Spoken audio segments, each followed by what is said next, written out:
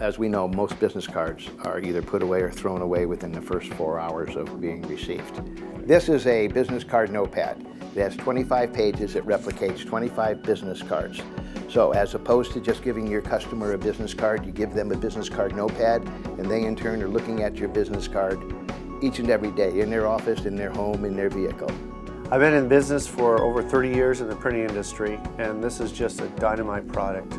People don't throw away pads. Everyone needs to write down something, whether they're in their car, at their office, or at home. As a marketing coach, I prefer marketing tools that are both cost-effective and effective. I like business card notepads because they increase visibility, familiarity, and they are so accessible. They're a great tool for my clients, and I use them too. We make it real simple.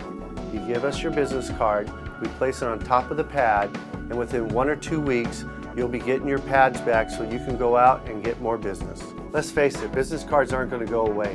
What we do with these pads is we're getting your business card out of the wallet, out of the trash, in front of your customers. So give us a call so we can get your pads going, and you'll be amazed with the results.